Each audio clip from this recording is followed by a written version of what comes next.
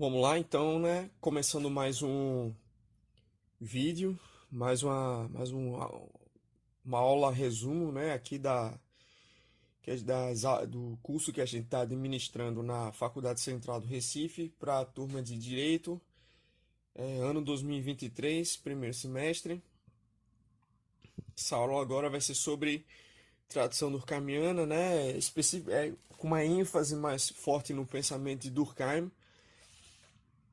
E essa ênfase a gente vai gastar um pouco mais de tempo com ela do que a gente teve, por exemplo, na aula de tradição racional utilitarista, né?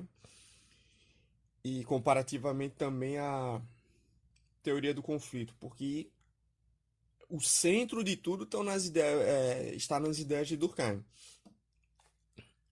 É uma tradição também bastante vasta, né? Com vários pensadores, por exemplo, Irving Goffman, Marcel Mauss, Lloyd Warner, o próprio Randall Collins, Robert Merton, Talcott Parsons, entre vários outros, mas muito do que esses autores falaram está em cima de desdobramentos de conceitos já colocados por Durkheim ou em aplicações diferenciadas, é, ou seja, em aplicações desses conceitos em realidades diferenciadas e mais atuais, sem que você tenha uma transformação na essência da teoria e dos conceitos trabalhados, tal como Durkheim já o apresentava, tá certo?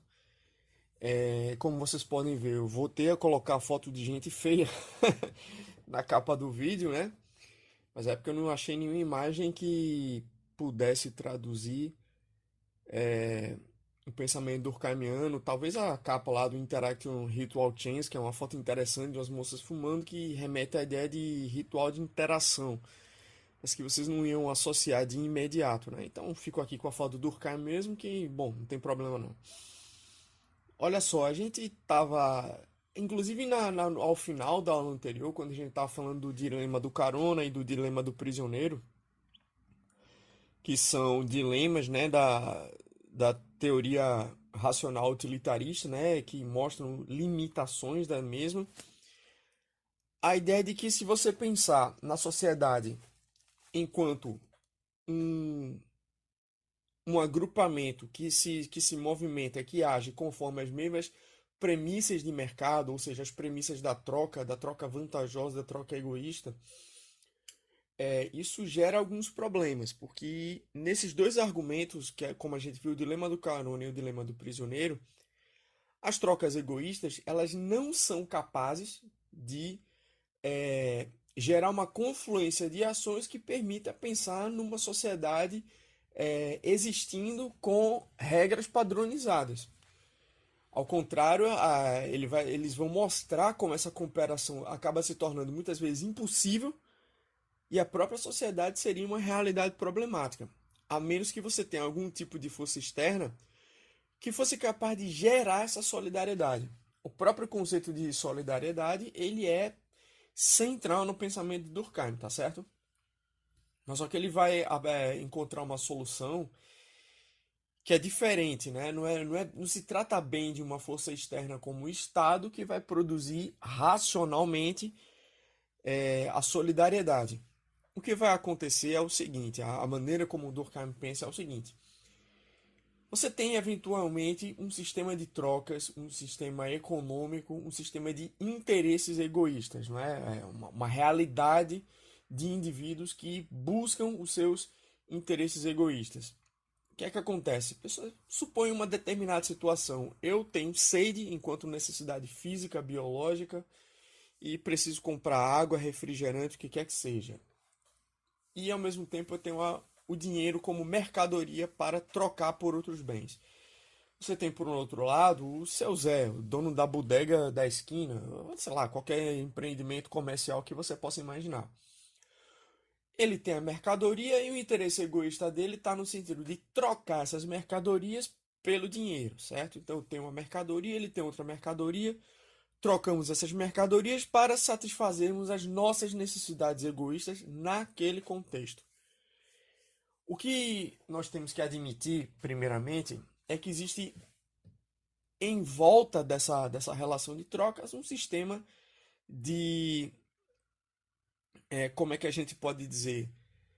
Um sistema de regras prévias, não é? Um sistema de normas dadas previamente, reconhecida por ambas as partes, e que existe uma concordância nessas normas a fim de que a troca seja possível. A começar pela própria moeda, a moeda como a ferramenta pela qual essa troca vai acontecer. Bom, ele poderia querer trocar por uma camisa se ele quisesse. São indivíduos que fazem livre escolha, mas assim, concordaram que a troca vai acontecer pela moeda, certo? Você concorda com o preço, né? Ele podia vender por R$ 10 e a pessoa que está comprando concordar que seria R$ 10, mas concordaram que foi um outro preço, foi uma troca livre naquele momento. Independente de se padronizadamente, uma garrafa d'água custa R$ 2, uma lata de refrigerante custa R$ 5. Aquele cara poderia querer vender por 10 e a pessoa que está comprando está com tanta sede que querer concordar com os R$ 10. São situações específicas, certo? E a própria maneira como o vendedor e comprador se trocam se tratam naquele momento, ela também pressupõe um conjunto de normas que são dadas e que ambos compartilham previamente antes da troca, e que a gente pode chegar, se a gente pensar na soma total dessas normas, a gente vai chegar à conclusão de que se essas normas dadas, reconhecidas e compartilhadas por ambos os agentes em questão, agentes egoístas com interesses egoístas, a troca econômica em questão não seria possível, sequer ela seria possível se não houvesse um N número de N fatores que esses indivíduos concordam naquela situação, tá certo? Durkheim vai dizer que existe, portanto, um universo anterior ao universo das trocas econômicas, que é o universo da moral, certo? A vida moral, propriamente dita. E ele fará, portanto, a distinção entre esses dois mundos, ele vai chamar que é a esfera do sagrado e a esfera do profano. A esfera do profano seria uma esfera materialista, economicista, de trocas egoístas e individualistas. Seria uma espécie de esfera do profano. A esfera do sagrado seria exatamente esse aspecto da vida moral, certo? A expressão sagrada, ela remete, evidentemente, como é que a gente pode dizer? A ideia de religião, não é? Claro que não necessariamente a moral tem alguma coisa a ver com a religião, ela nasce de um aspecto religioso, mas que a gente vai ver que a ideia de religião ela é importante no sentido de que as investigações durkheimianas, é, elas se iniciam com base na religião ou têm a religião como um objeto empírico primeiro, tá? Então, eu comecei fazendo essa explicação porque é com base nela que a gente vê o diferencial do pensamento de Durkheim em relação a autores do conflito e a é, autores da tradição racional utilitarista, tá certo? Alguém como Marx vai dizer que as ideias, os valores e as normas são reflexos da base econômica. Ou alguém da teoria utilitarista vai dizer que os valores e as normas sociais, eles são construídos na experiência social e nas experiências em que nós transformamos em costume que se tornaram costumes porque elas nos trouxeram ganhos, nos trouxeram prazer, certo? Portanto, elas se tornam eticamente válidas. Então, as experiências de ganho são aquelas experiências moralmente corretas, eticamente válidas, tá certo? Durkheim vai dizer que a esfera da moral ela é autônoma, ela antecede a esfera das trocas, a esfera das intenções egoístas e econômicas, tá certo? E essa esfera da moral, ela é, em muitos aspectos, misteriosa, no sentido de que, bom, Durkheim primeiro vai dizer, o Randall Collins, no caso, né, boa parte dos comentários que a gente fala aqui são das interpretações que o Randall Collins faz da teoria durkheimiana. e da tradição durkheimiana como um sistema de pensamento que torna-se uma tradição da teoria sociológica. Esse aspecto da vida moral é autônomo, certo? Ele existe por si. E a maneira como ele atua sobre os indivíduos acarreta numa outra questão, que ela é a questão central da tradição durkheimiana e que a gente pode chamar que é o problema da ordem. Se a teoria do conflito, por um lado, ela pensa a sociedade com base na ideia do conflito entre grupos sociais, partidos, grupos de status, classes sociais, entre outros aspectos, e que eles movimentam a sociedade. E a tradição utilitarista, por sua vez, explica tudo a partir do indivíduo e que esses indivíduos buscam constantemente os seus ganhos. A pergunta fundamental da tradição durkheimiana é a seguinte: o que é que une a sociedade? Essa é a pergunta essencial da tradição durkheimiana, certo? O que, em outras palavras, seguiria dizer por que existe a ordem social, no sentido de que o que leva as pessoas a seguirem normas, valores, crenças, obedecerem os preceitos morais regularmente, qual é a força que mantém os indivíduos agregados nesse sistema, seguindo esse sistema, certo? Por conseguinte, como é que se dá essa ordem social? E aí, esse mundo, ele está implícito, né, como o Durkheim está falando, ao mundo da economia, e, não, e ele estando implícito, os seus elementos constitutivos, eles são absolutamente complexos para Emily Durkheim, certo? No sentido de que o que leva as pessoas a seguirem as razões que levam as pessoas a seguirem são absolutamente misteriosas e precisam de um estudo científico, mas em princípio são misteriosas e precisam de uma análise científica aprofundada e minuciosa, tá certo? Ele vai dizer, por exemplo, que essa é uma esfera de irracionalidade. E aqui a ideia de irracionalidade, ela tem alguns significados possíveis. Você pode pensar em irracional no sentido de que eles são opostos à ideia de racionalidade instrumental, tal qual nós definimos na última aula. Por outro lado, você pode dizer irracional no sentido de contrário a uma racionalidade científica, como a razão compreende as coisas. Razão no sentido kantiano da palavra. Kant é um filósofo que exerceu bastante influência sobre Durkheim, né? Um filósofo que trata das categorias da percepção de espaço e de tempo e que elas são universalmente válidas como critério de investigação científica. Perfeito. E Durkheim vai dizer que essas categorias são sociais e aí ele vai desenvolver uma noção de ciência social com base nisso, certo? Mas o oposto a essa ideia de razão científica poderia ser a própria ideia de conhecimento religioso. E aí existiria uma herança positivista em Durkheim que viria de Comte, etc. A ideia de você separar o que é conhecimento científico de conhecimento teológico. Ou irracionalidade como termo pejorativo mesmo, de você se referir à esfera religiosa, esfera do sagrado, dizer que isso é irracional, não é uma vivência de pessoas racionais. O positivismo tem um pouco de preconceito guarda muito preconceito do saber religioso, ainda que tenha bastante, no caso de Durkheim, uma obsessão e um desejo real de compreender em todos os seus aspectos, ainda que o veja como, bom, é um conhecimento do qual a gente não quer partilhar, quer entender ele sobre outra ótica. Então aqui essa ideia de irracionalidade que o Randall Collins vai dizer que Durkheim atribui a essa esfera moral, essa esfera do sagrado, ela pode ter vários sentidos possíveis, tá certo? No que concerne essa questão dela ser oposta à ideia de uma racionalidade instrumental, ou seja, é oposta à ideia de uma racionalidade dos ganhos,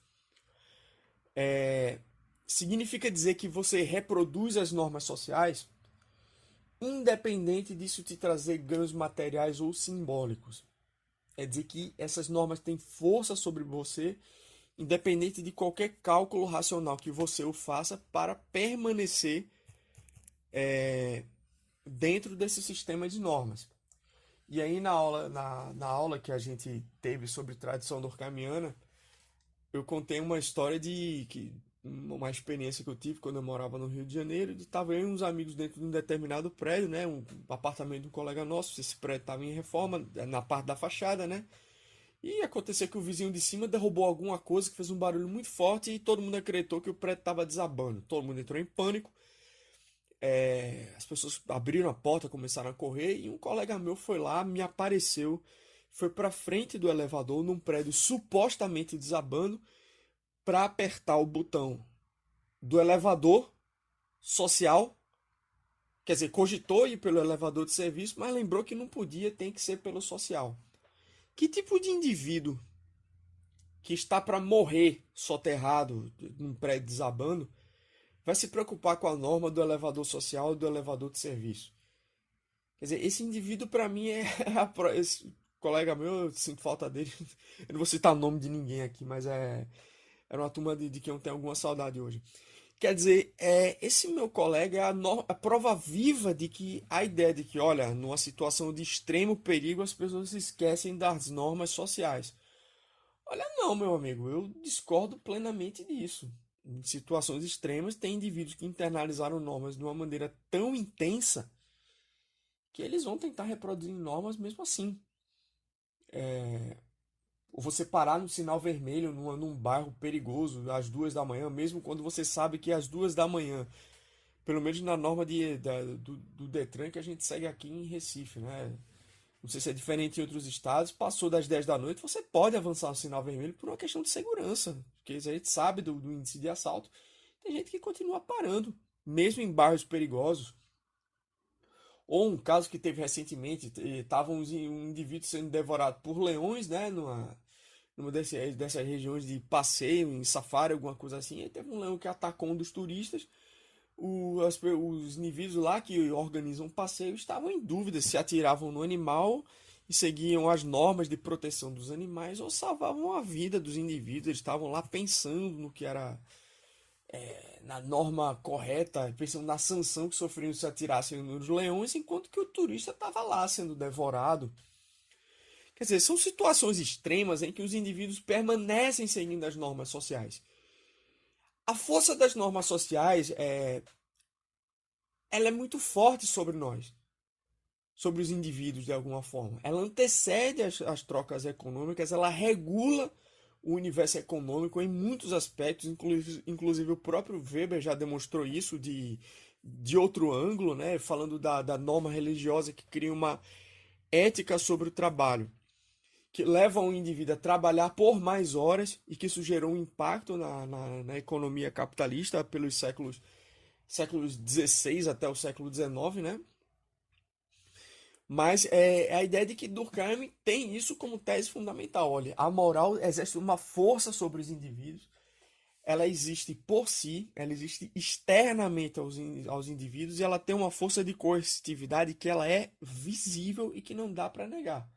E claro, sendo visível, ela pode ser registrada pela metodologia científica estudada por ela, tá certo? Agora, como se forma esse mundo moral? Né? Essa esfera da moral, dos valores, como é que elas se constituem enquanto ordem social? Como é que a ordem social é construída a fim de unir as pessoas dentro dessa norma? Essa é a pergunta central da tradição durkheimiana, certo? De todos os autores da tradição durkheimiana. E eles não vão. De todas as tradições da teoria sociológica que a gente viu, os autores que seguem Durkheim, eles são os que, digamos assim, têm menos autonomia sobre ele. Eles não reformulam tão decisivamente o conceito de Durkheim, ou eles não o abordam de uma forma tão diferente da forma como o próprio Durkheim já tinha trabalhado antes, ainda que de uma maneira não tão detalhada, tá certo? E claro, nosso objetivo aqui, lembrando, é sempre pensar como que isso gera impactos sobre o plano do direito, tá certo? Mas antes, vamos só continuar alguns comentários aqui sobre o pensamento de Emily Durkheim para depois entrar na interpretação possível do direito dentro Então, da tradição primeiramente, durkheimiana. Os fatos sociais, tá certo? Todos esses elementos constitutivos da moral, uma vez que eles são autônomos, uma vez que eles são observáveis, uma vez que eles têm uma força sobre nós que é visível e não tem como ela ser relativizada, Durkheim vai dizer que elas são coisas, porque elas são observáveis, né, externamente, mas que esses aspectos eles são fatos, certo? São fatos sociais. E os fatos sociais, eles estão relacionados ao aspecto da solidariedade, justamente aquele aspecto daquilo que nos une enquanto comunidade e enquanto sociedade, tá? Vou falar um pouquinho da solidariedade daqui a pouco. Esses fatos sociais, eles têm algumas características das quais, como a gente já tinha falado, são externos, são coercitivos e são observáveis, tá certo? Essa força coercitiva significa dizer que a força que ela exerce sobre nós é no sentido de da punição ou de mecanismos de sanção possível, de penalidades possíveis para pessoas que estão fora dos limites desse espaço moral ou que são transgressores de uma forma geral, não é verdade? Vamos pensar nas situações mais sutis para as mais drásticas. E, primeiramente, eu estou pensando aqui em comunidades menores, tá? Imagine, sei lá, um grupo pequeno de pessoas que são apaixonados por literatura. Eu vou dizer, esse já é um exemplo que o Bourdieu diria que está relacionado ao gosto estético. E aí você tá lá falando com pessoas eruditíssimas em literatura. Tem lá o camarada que ele, sei lá, recita de cor passagens da Divina Comédia no italiano original, aquele que faz comparações das traduções de Homero, da Ilíada de Homero, porque ele conhece um poema no grego original, entende? Pessoas que dominam todas as nuances filosóficas da filosofia russa, sobretudo em Dostoiévski. Então é um debate, são pessoas que debatem literatura no alto nível, tá? Então me vem uma pessoa e fala de alguma coisa da literatura mais pop, né? Sei lá, Crepúsculo ou 50 Tons de Cinza. É uma literatura mais de massa, né? Já não está muito nessa esfera de arte consagrada como esses outros autores que a gente citou aqui ainda há 5 minutos. E aí a maneira como as pessoas tendem a reagir num ambiente desse é fazendo olhares sutis de reprovação, porque elas também não vão. São civilizadas demais para ofender de uma maneira mais intensa. E você vai ver. Todo mundo passou por essa experiência de você falar uma besteira num determinado ambiente e ver os olhares de reprovação bem bastante explícitos assim, que não é uma penalidade muito dolorosa se você considerar outras de sei lá, penalidades físicas, mas é uma coisa que machuca no sentido que faz nos sentir envergonhados. E essas punições sutis é muito de atacar esse aspecto da vergonha que nós sentimos de nós mesmos, por estarmos, de certa forma, como outsiders naquele ambiente, né? Isso é uma situação drástica. Sei lá, um sujeito ronca numa situação inapropriada, as pessoas dão uma risada no sentido de fazer ele se sentir vergonha do comportamento inapropriado dele ou qualquer outro meio possível de fazer ele se sentir constrangido, né? Mas aí eu estou falando das penalidades sutis dentro de um espaço social pequeno.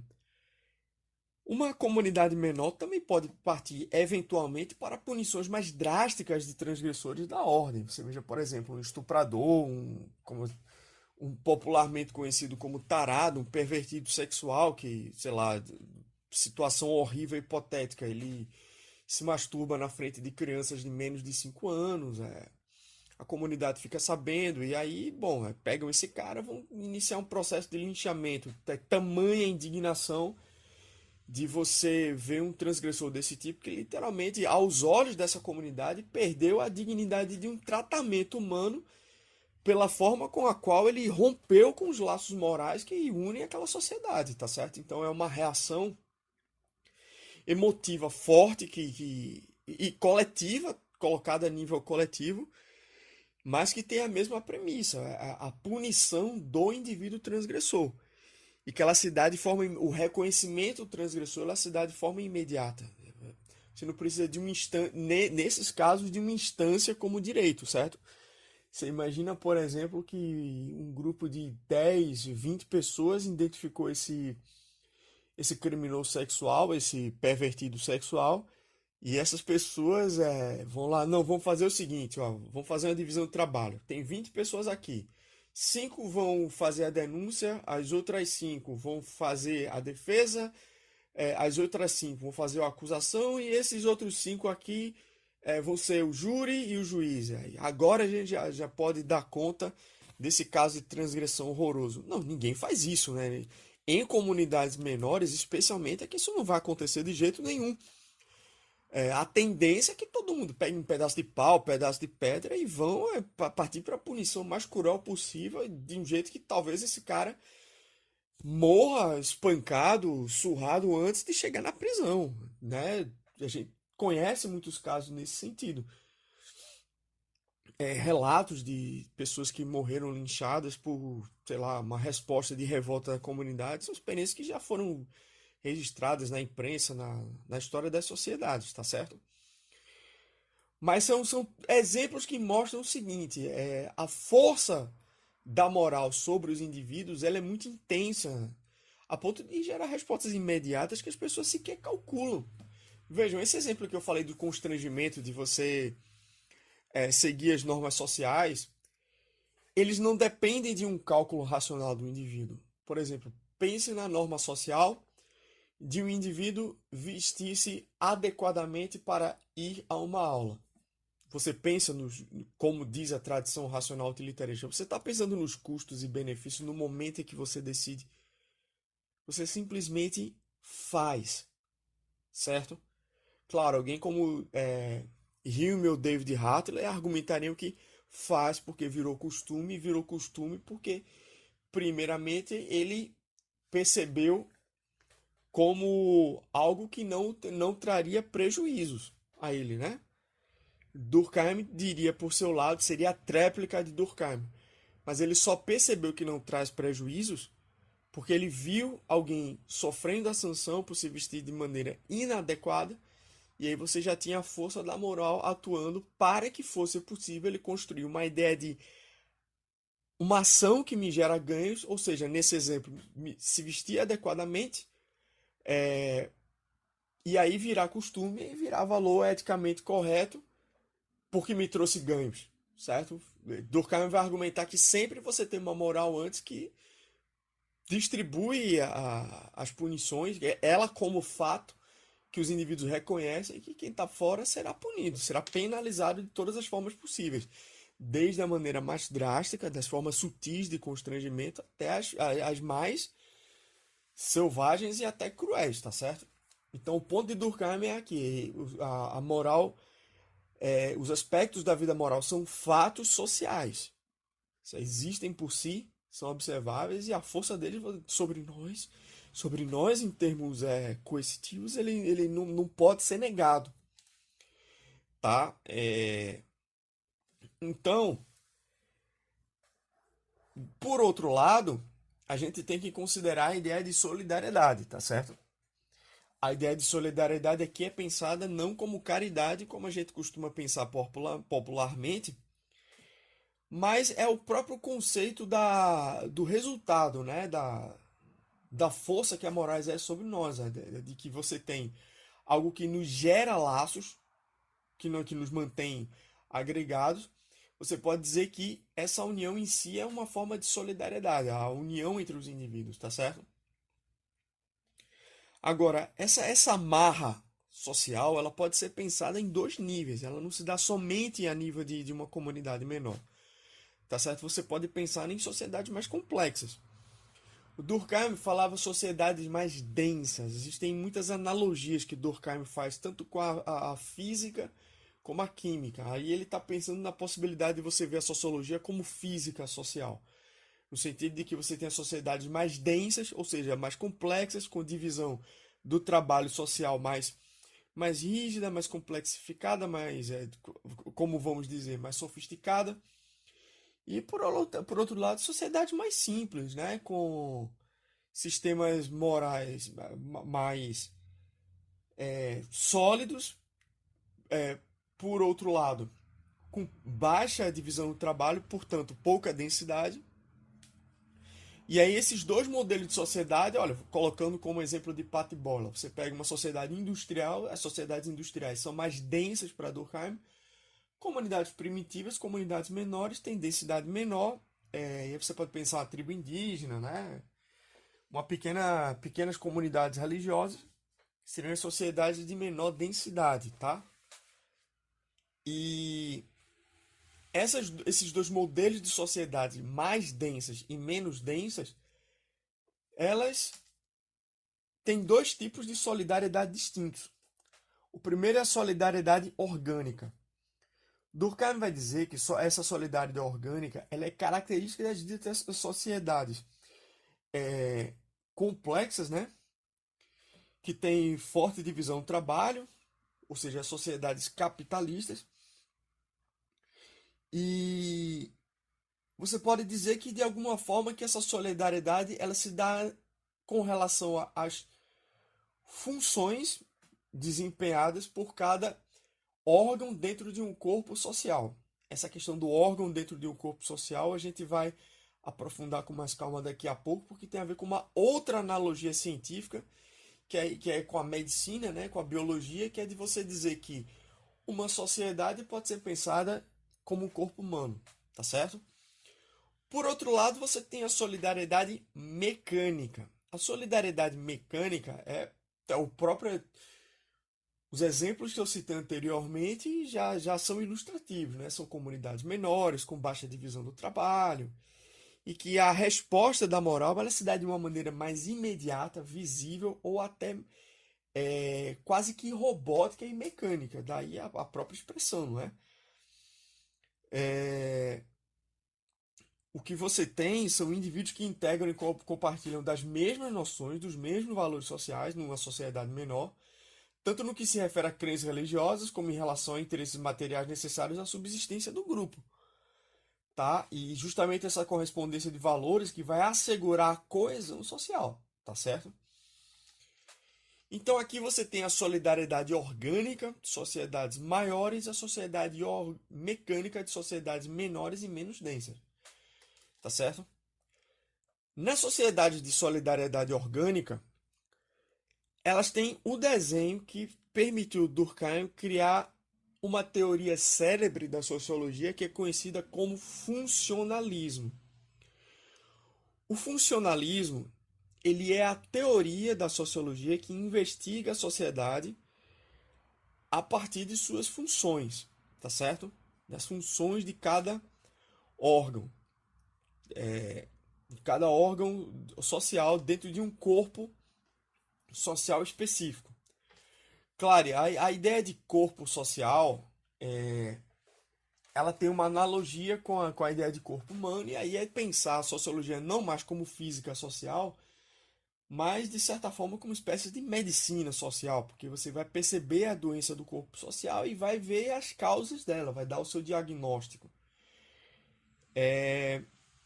No caso, de que maneira a gente pode pensar a questão do corpo humano analogamente, aliás, o corpo social analogamente ao corpo humano.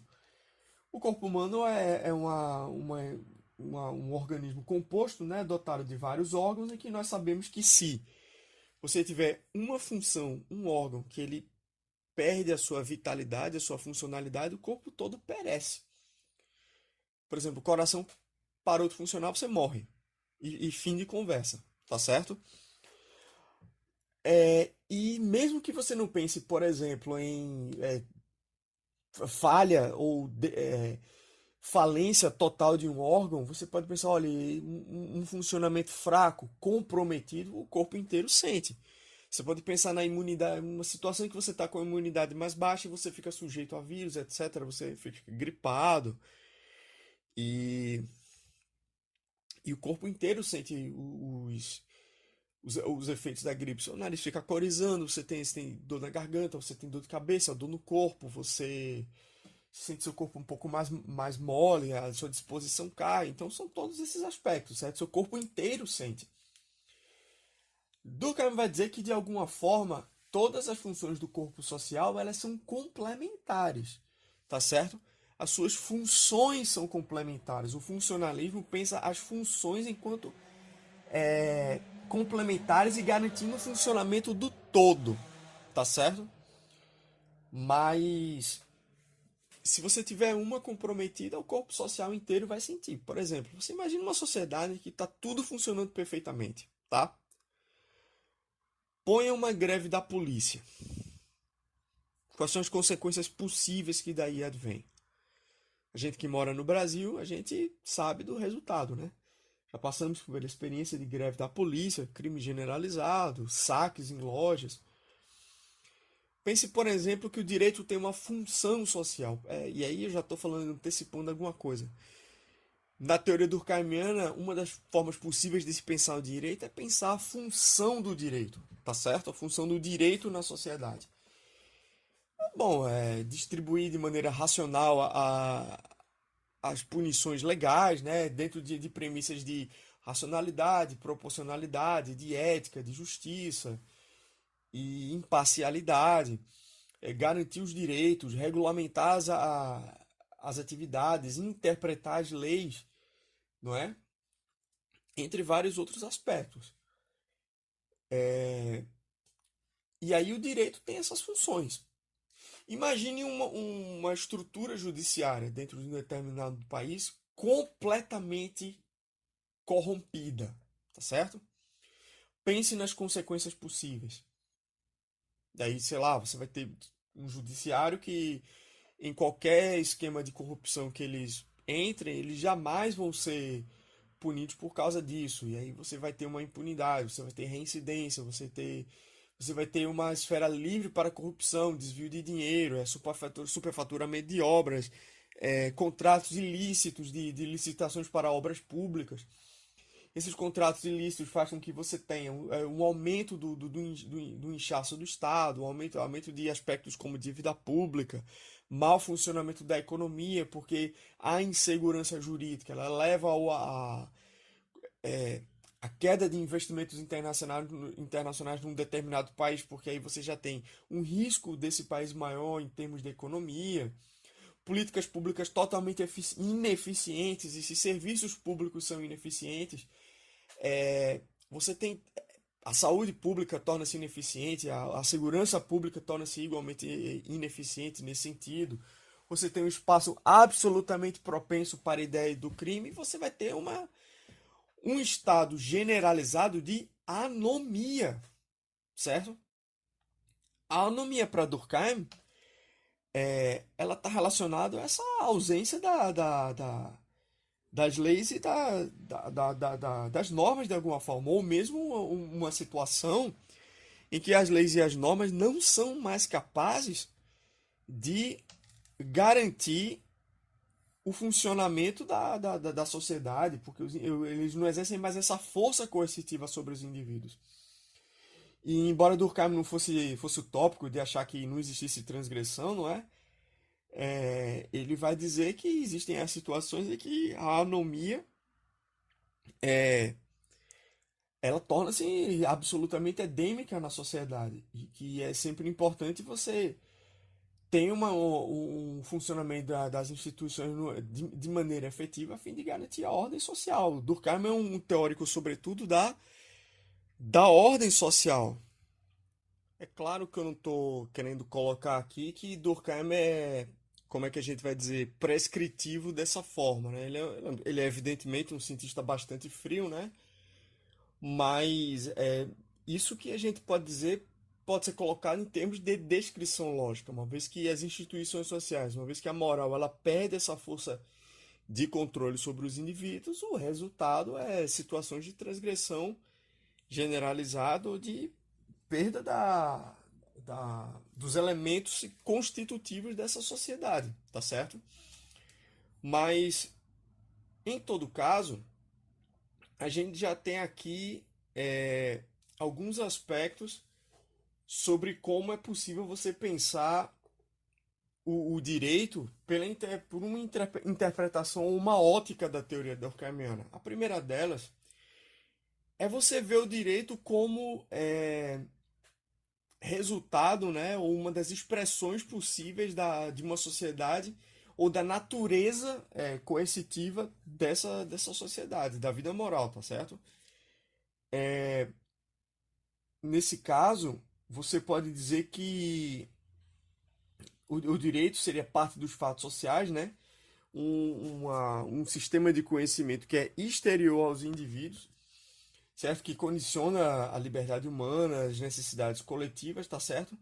Então, a ordem jurídica, por meio de uma previsão abstrata de sanções patrimoniais, pessoais, e baseado, claro, todas aquelas premissas de impessoalidade, de imparcialidade, de proporcionalidade, de ética, eles seriam parte dessa dinâmica da sociedade, né? No sentido de que se não saber que é parte da expressão da coercitividade da sociedade, ainda que não seja a força coercitiva revelada em estado bruto, porque o direito, como a gente falou, ele racionaliza as formas de punição, não é? Você pega aquela situação que o indivíduo ele tava para ser espancado por ser tarado, por ser um maníaco sexual, e de repente o cara acabou sendo levado para a justiça. É claro que a justiça não, vai ter um tratamento diferente, vai dar um direito de defesa, etc. Então ele, de certa forma, racionaliza a punição sem deixar de ser uma expressão dessa força coercitiva da sociedade.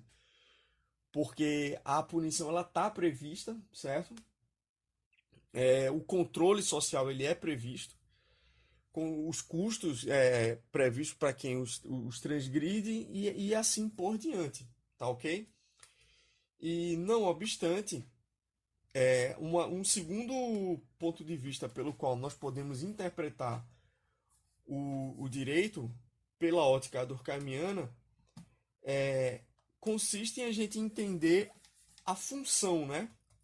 A função do direito dentro de todo o organismo social. É pensar o direito, as instituições do direito, os ministérios públicos, Corpo dos Advogados, uma instituição como a OAB, as empresas de advocacia e toda uma esfera jurídica como sendo parte de um organismo que complementa outras funções. Durkheim menciona que Montesquieu, que é um filósofo da política, anterior a ele, inclusive, ao período em que ele escreve, ele de certa forma já era um funcionalista. No sentido que Montesquieu defendia que um regime político que, para ser equilibrado, ele teria que ter uma divisão de poderes, a do executivo, do legislativo e os outros poderes possíveis, tá certo? Para que a sociedade pudesse, para que o poder político pudesse ser eficiente. Mas é claro que uma forma de pensar que antecede a maneira como antecede o período em que Durkheim escreve as suas obras, não é verdade? Mas ali você já tem uma ideia de funcionalismo no sentido de funções dentro de um corpo social que se complementam. Tá certo? Então pensar o direito, pensar a esfera jurídica, é pensar a sua função dentro do organismo social. Então você tem essas duas formas de pensar o direito, certo? Que não necessariamente, e aliás não são antagônicas, certo? Uma do ponto de vista puramente coercitivo, de uma expressão da esfera coercitiva, ainda que racionalizada, ainda que ponderada, e por outro, a função geral, dentro de uma realidade de solidariedade orgânica e de sociedades mais densas, como ele aponta, tá certo? E é a função complementar aí a outras, a de outros órgãos, a de outras esferas da vida social, a de outros sistemas, para pegar aqui a linguagem de outro funcionalista, que é o Parsons, né? Dentro do corpo social, de uma maneira mais precisa, tá certo? Agora, é claro que existem aspectos mais detalhados quando a gente fala dessa força coercitiva da sociedade, da maneira como ela se reproduz e ela se mantém.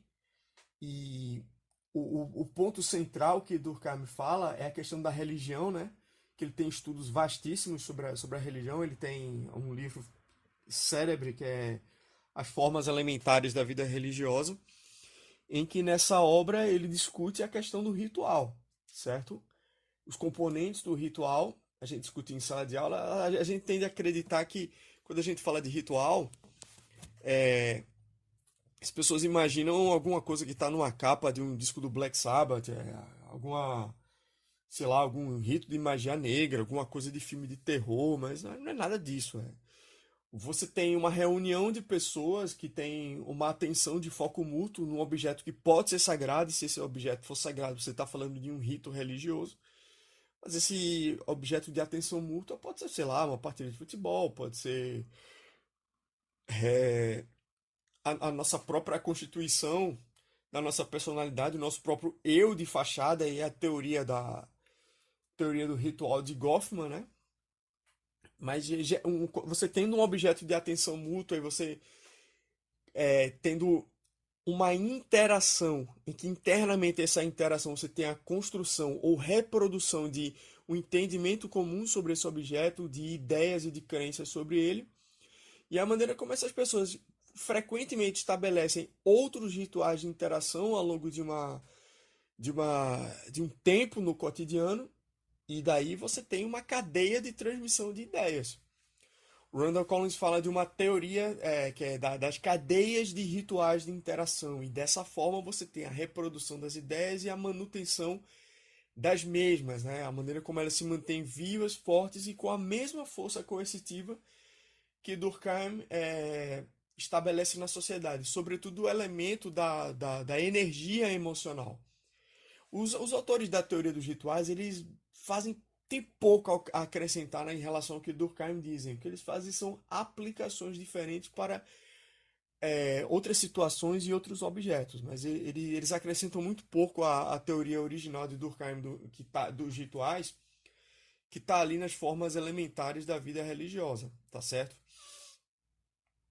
Mas aí seria a forma como a moral se mantém, como ela se sustenta, certo? A pergunta é o que mantém a ordem unida. E aí Durkheim vai falar desses mecanismos sociais, desses ritos, desses pequenos encontros rituais. E aí é muito válido o trabalho dele como antropólogo, né? Porque você tinha uma espécie de visão de que a sociologia ela era focada para sociedades industriais, né? Mais densas, e uma preocupação na antropologia em ter um conceito geral de cultura que permitia fazer as comparações, a ideia de cultura comparada. Essa parte da antropologia a gente vai ver com mais detalhes no segundo módulo, né? Que também é muito importante aqui na disciplina, mas a gente vai ver com mais calma posteriormente, tá certo? Em todo caso, aqui a gente falou das duas formas que a gente tem de pensar o direito na tradição durkheimiana, sobre esses dois aspectos. O direito como uma função da sociedade, ou então o direito como expressão de uma natureza coercitiva da sociedade. Agora, anteriormente também, e esse aspecto interessa muito ao estudo do direito, a gente está falando da questão da anomia. O conceito de anomia, ele é muito importante no que concerne a uma teoria do crime dentro da tradição durkheimiana, tá certo? Houve muitos avanços e muitos estudos interessantíssimos na criminologia com base na herança que Durkheim passou, e que de alguma forma elas são importantes para a esfera do direito, no sentido de que compreender as razões do crime sempre é um assunto válido, né, no plano do direito, e aí a contribuição que a sociologia pode dar nesse sentido. Um dos primeiros autores da tradição durkheimiana que pensa a questão do crime, partindo da ideia de anomia, é o Robert Merton, tá? Merton, ele era um sociólogo americano, adepto da teoria funcionalista, E ele parte sim da ideia de anomia para dar base à sua teoria da criminalidade, tá certo? Porque Durkheim não deixa muito claro na divisão do trabalho social algumas consequências exatas da ação desregrada e anômica no que diz respeito à transformação da sociedade ou transformação do comportamento, certo? Ou dos padrões de comportamento, que é uma coisa que Merton desenvolve bem a fim de criar até uma teoria do crime, tá certo? O que Merton vai dizer, basicamente, é que existe o afastamento de três elementos. A gente falou isso na aula. Os objetivos culturais dados, os meios socialmente legítimos e a estrutura de oportunidades reais, tá certo? E esse afastamento é provocado por uma incompatibilidade desses três elementos em alguma situação, eles resultam na anomia e no comportamento desviante, tá certo? E o comportamento desviante, naturalmente, ele não pode ser pensado como crime. Nem todo desvio da norma é crime do ponto de vista legal, tá? Mas dentro de todas as formas de desvio possíveis, você vai ter aquelas que são consideradas criminosas. E, inclusive, você vai ter formas específicas conforme a maneira em que a contradição entre esses objetivos culturais, né, os objetivos gerais que estão postos na sociedade, ter boa renda, ter um bom trabalho, ter um bom padrão de consumo, dinheiro suficiente para viajar, para gastar, para ter os melhores apartamentos, as melhores casas, os melhores carros, a melhor educação e, sei lá, resumindo, a ideia cultural da felicidade, tá? Você tem os meios legais colocados para se atingir esses objetivos e você tem as estruturas de oportunidades, ou seja, a estrutura dos meios materiais para se atingir isso, que não são bem, numa sociedade capitalista, não são propriamente distribuídos de uma maneira igualitária, mas que a resposta possível, as respostas possíveis que são dadas, elas são diversas. Por exemplo, Merton fala que se você tem uma aceitação tanto de objetivos culturais como de meios legítimos e institucionais, você tem um conformismo, tá? Mas, por outro lado, aí não é propriamente desvio nem transgressão. Uma outra reação que também não é desvio nem transgressão é a que é chamada de ritualismo, no sentido de que, e aí a ideia de adesão à moral, Durkheim parece que muitas vezes coloca moral como sinônimo de vida religiosa, daí o uso de determinadas expressões tiradas da religião, que é a ideia de ritualismo. Que é a ideia de que você vive as normas sociais porque tem elas como um valor em si, sem que isso seja um objetivo para é um caminho para atingir os objetivos culturais que a gente estava citando anteriormente, tá certo? Essas duas reações possíveis, elas não são necessariamente as desviantes. Por outro lado, você tem a inovação, que é quando os meios materiais não te permitem, pelas vias legais, atingir os objetivos, então você vai burlar os meios legais, encontrar outros meios de se atingir. E aí você tem o desvio, você tem o crime, não é? Você tem, olha, pelos meios legais eu não posso ter, sei lá, vou pegar um exemplo bem idiota, bem. Pelos meios legais eu não posso me alimentar porque eu tô sem dinheiro, tá certo? Porque legalmente eu tenho que pagar para ter dinheiro. Mas eu tenho condição de pegar escondido a comida, botar no bolso e sair correndo. É um outro meio que você criou naquela situação, tá certo? Pelos meios legais não é permitido, você vai criar outros. O crime organizado é toda uma estrutura baseada numa inovação de atingir meios que burlam a lei. Estão sempre burlando a lei de alguma forma, tá? E por outro lado, você vai ter a ideia da rebelião, é quando você tem de alguma forma a rejeição total, né? Que é tanto dos objetivos culturais como dos meios e até porque você está, como é que a gente pode dizer, os meios socialmente legítimos para aqueles objetivos que você já os rejeita, eles não te permitem nada. E aí você tem a ideia da rebelião. Você pensa que uma forma de rebelião, os movimentos dos anos 60, o movimento hippie, eram formas de rebelião que não necessariamente eram criminosas em si. Mas para pensar na rebelião como um movimento revolucionário, ou como no movimento terrorista, aí você já entra na maneira, em formas de ações tipificadas por lei como sendo criminosas, tá certo? Esse esquema geral de Merton sobre a questão da transgressão, a transgressão do desvio, a questão do desvio, ela é atualizada nos estudos de Albert Cohen quando ele constrói a ideia de subculturas delinquentes, tá? Cohen ele aceita o argumento de Durkheim da contradição entre as oportunidades e aquilo que a lei coloca, e aquilo que está dado nos objetivos culturais, mas ele vai dizer que ele vai apresentar uma instituição central aqui, que é a instituição escolar, tá certo? Você pega uma instituição escolar X, que ela é a instituição por excelência, que direciona os indivíduos para atingir esses objetivos culturais pelas vias legais, legais ou legítimas, tá certo?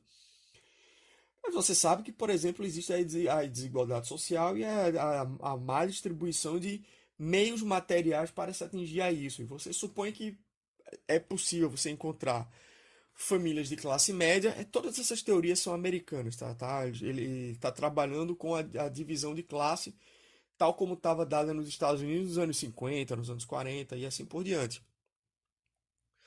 Você pensa que tem famílias da classe C, por exemplo, que estão na mesma escola de uma família de classe média ou de uma classe superior, uma situação hipotética, estão lá por bolsa, vamos dizer assim. Só que os indivíduos de famílias mais pobres, eles têm dentro de casa uma realidade mais complexa. Você pode, sei lá, filhos da periferia em que você tem pai alcoólatra, cenários de violência doméstica, uso de drogas. E você está mais exposto a uma realidade criminosa se for uma comunidade pobre em que você tem a atividade do tráfico.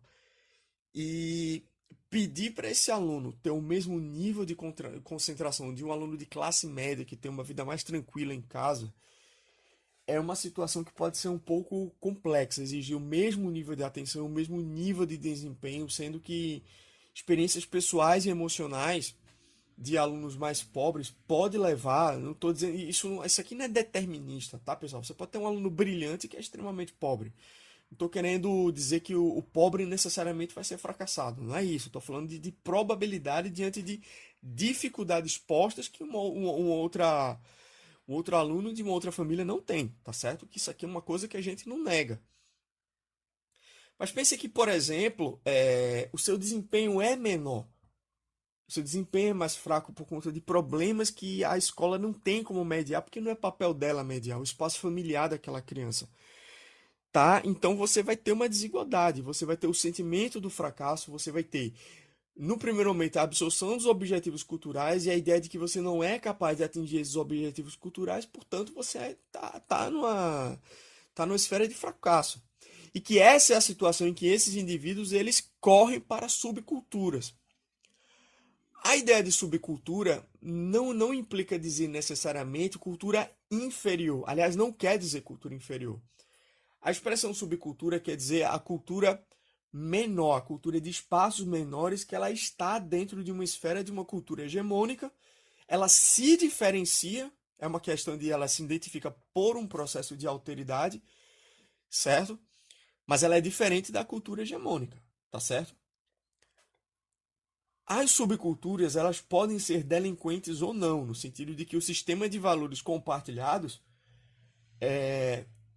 eles podem ser propensos a te condicionar para atividade criminosa. Você pense na ideia de determinados grupos de gangues em que eles exigem, por exemplo, do jovem que está se iniciando na, carre- na carreira do crime, e aí são ritos iniciáticos mesmo, que você cometa um furto para ter certeza que você tem a coragem necessária para estar dentro dessa gangue. Tô pensando numa gangue hipotética aqui, tá certo? Num rito iniciático hipotético de uma gangue de rua. O que é diferente nessa teoria da subcultura delinquente que Cohen apresenta em relação à teoria da anomia de Merton e de Durkheim é que ele está falando que os espaços de subcultura delinquente eles não são ausentes de normas. Ao contrário, eles absorvem normas, eles têm uma solidariedade, certo? Eles têm laços que os agregam, ainda que esses laços eles tenham significados opostos e distintos da de uma cultura hegemônica que tem objetivos culturais distintos, certo? Da realidade que está apresentada internamente a essa subcultura.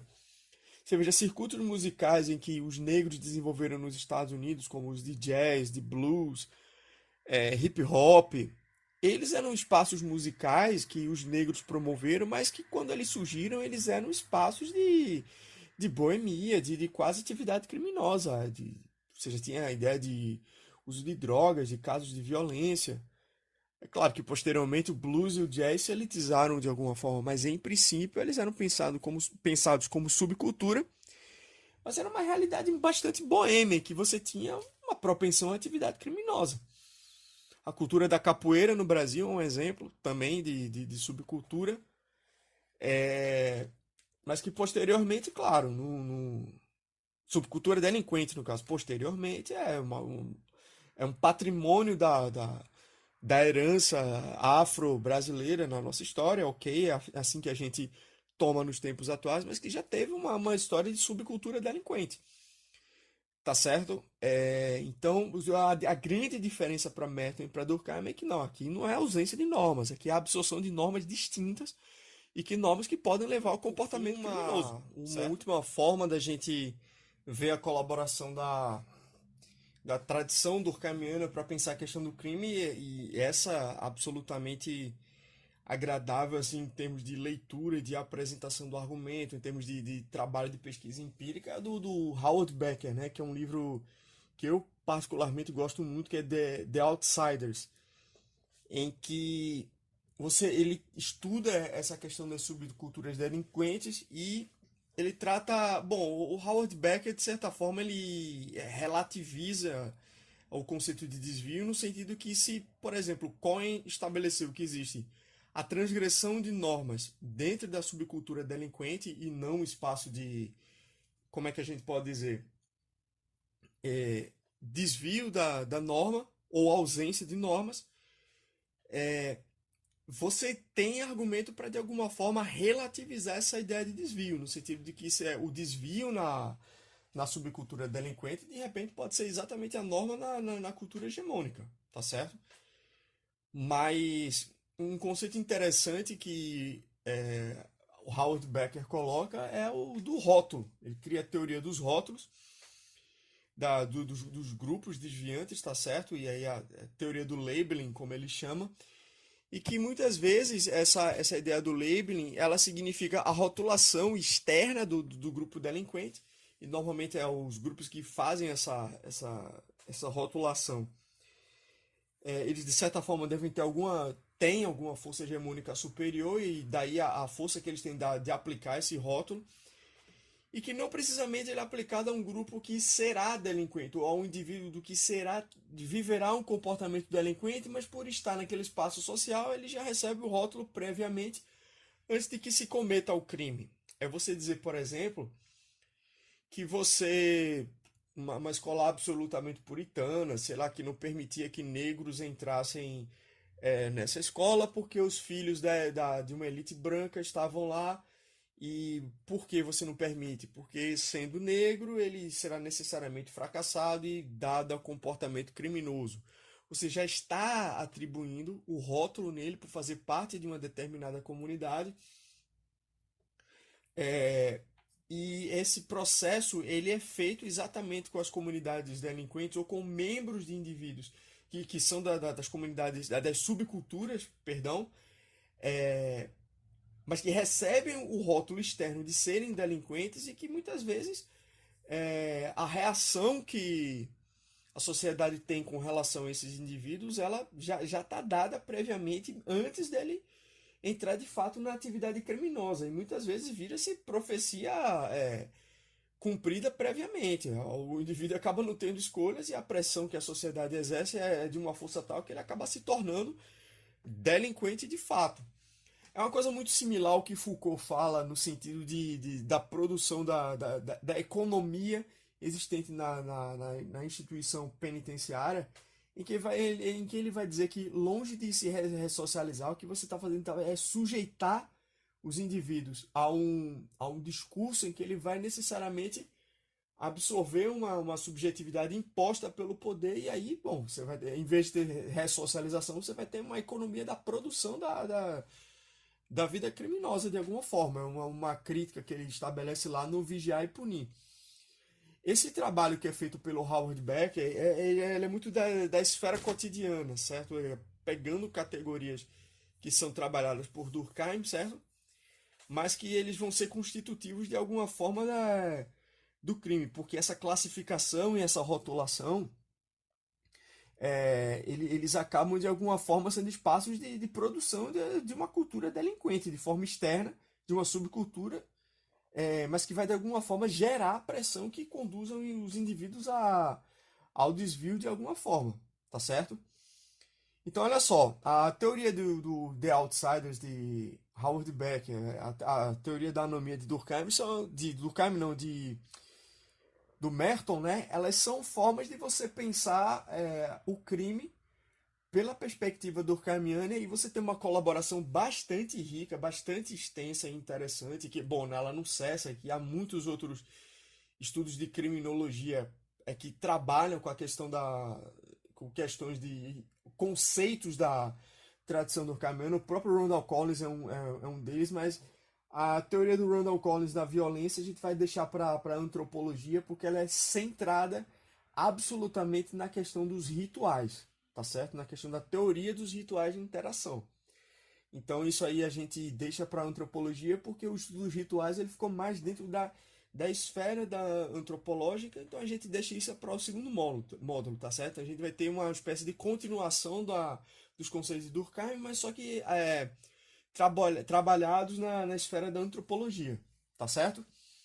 Então, a gente fica por aqui, tá? Eu espero que vocês tenham entendido o conteúdo, os aspectos principais. E é isso. Vamos continuar lendo o material, vamos continuar lendo.